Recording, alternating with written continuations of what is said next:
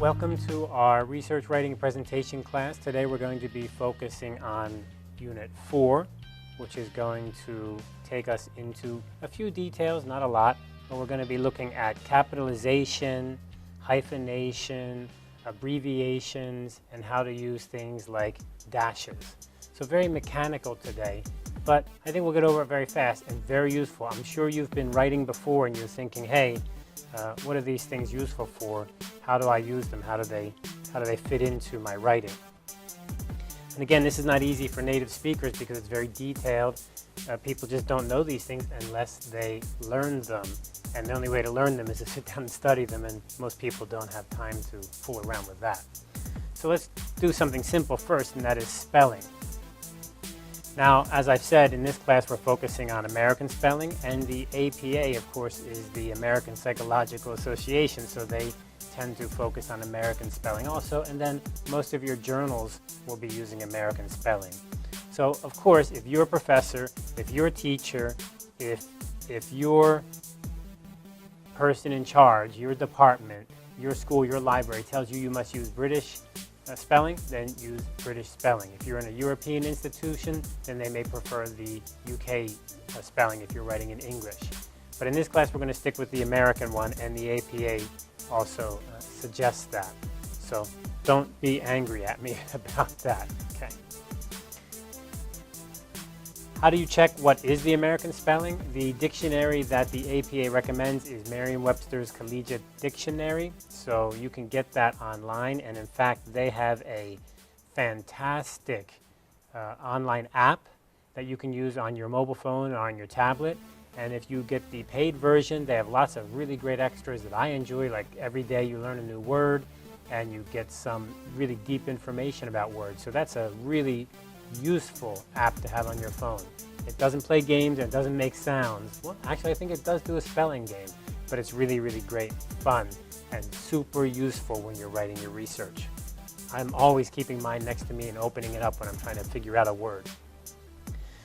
So you also can look at the APA Dictionary of Psychology, because psychology, of course, has many special words, and your area of study may be something like anthropology, sociology, business. Your area may have many special words also. So if your area of expertise of research has something like a dictionary, then please go ahead and refer to that.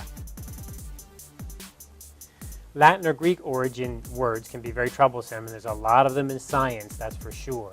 So one of the biggest problems is figuring out how to write them as singular or plural, such as appendix and appendices, single, plural.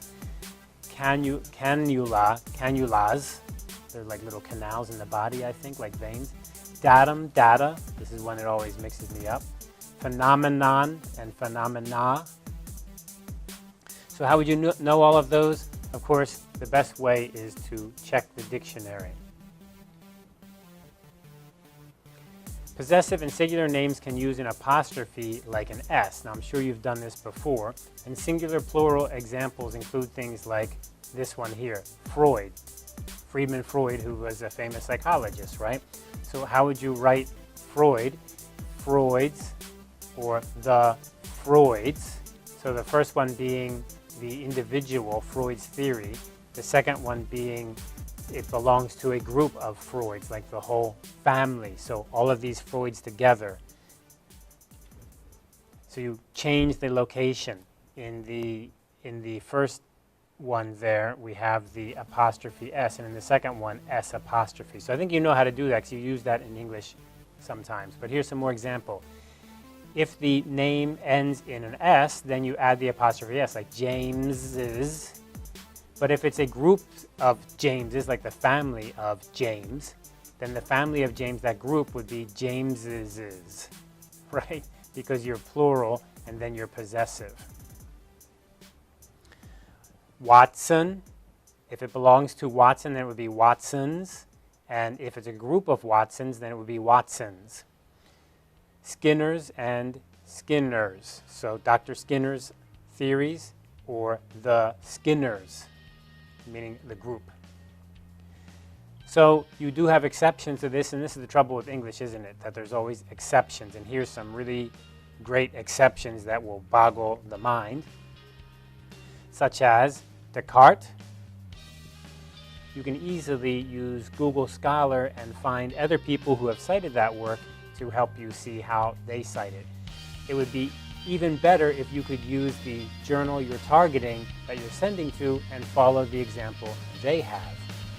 In that case, that would make things fit their style.